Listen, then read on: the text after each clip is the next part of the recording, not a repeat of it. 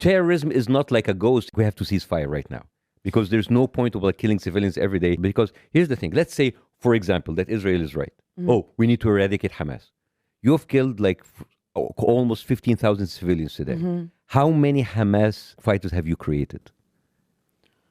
Wow. 15,000 people. Yeah. Plus 20,000 people injured. Now, this is like a total of 35,000, 40,000 people who have families, who have brothers, who have sons, we have fathers. How many people have you radicalized? Right? For every person you kill, you create more Hamas fighters. Those Hamas fighters that you claim that you're killing, don't they have family? They want to avenge them, right? So the whole idea of like, oh, let's eradicate terrorism is not like a ghost. It's not like these are people, and before saying that, like calling them terrorists, you look at the daily condition that you've put in. Like this is like the biggest open air, not prison, because you go to prison if you did something wrong. This is the biggest open air concentration camp in the world. And it's like, it's not an occupation, yes, because the world have never seen anything like this. And the fact that this has been happening day in, day out since 1967, it is an atrocity. A huge question everyone wanted me to ask you was, how do you see this ending, or what's the best outcome? First, we have to cease fire. Stop killing civilians, and then when the killing stops, we can sit down.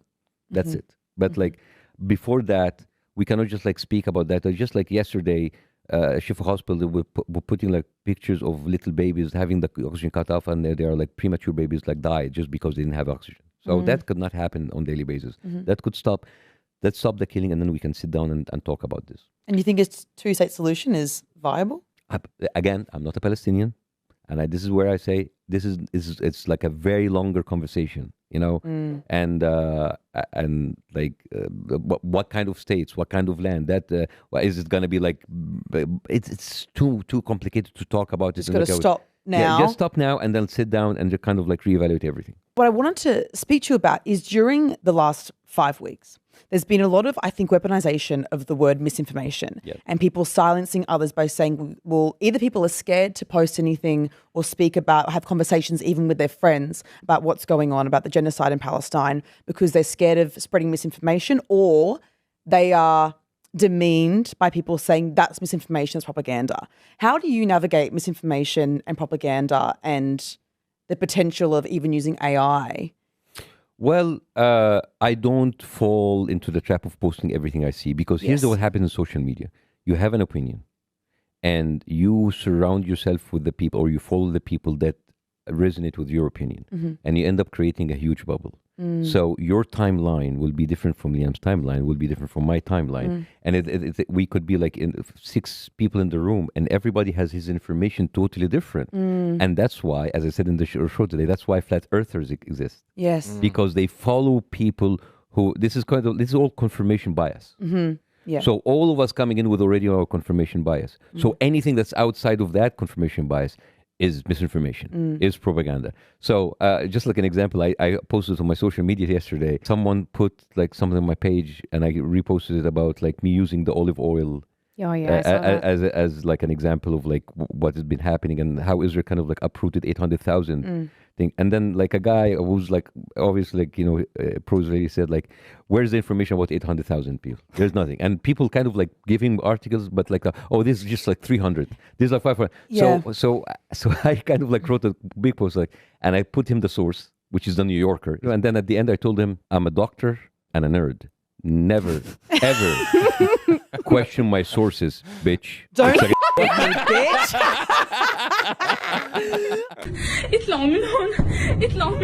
I like how like there's like in the background there's like sounds of fake like bombs. the fake explosion, and like everything behind there is so pristine, and her gloves are so clean. Yes. I mean, you understand like all the videos we're seeing. And the thing is like, are you guys that desperate to kind of like get like a fake nurse? It's like, oh, and this was actually like reposted by official Israeli accounts, and it's just like it's so embarrassing. God. And it's being used to justify the bombing of El Shifa. Yeah, and the thing is like, and here's the thing: even if that video is true, which is not, nothing justifies the bombing of the hospital. Yeah, and the whole thing about like Hamas, even if it was ISIS in Gaza, nothing justifies killing all of these civilians. My problem with this is like, since 1948, America has given Israel $370 billion. That's from like taxpayers' money.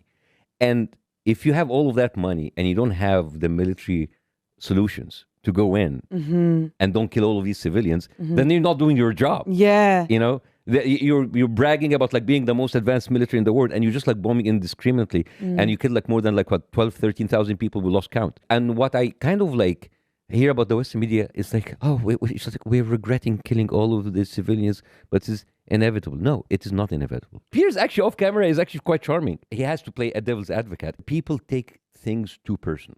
Preparing for this interview actually helped me in life. It was amazing. I learned in those 2 weeks more than I ever learned in my life about media and about actual communication. Because let's say, for example, we are coming in like, you know, at each other heads, like, you know, like two gladiators. If I let you finish whatever you want, you're done. Now that creates a space. When you let people let go of everything, their monologues, their thoughts, he has no choice but to give you space to speak. And that works in media and that works in life. Your interview with Piers Morgan is going crazy in the West. I guess it's some people's first introduction. Isn't it nice that like you're put on the map because of a white man? I know, people, finally. Yes, I mean, hey, I know. Like sometimes colonizers are useful.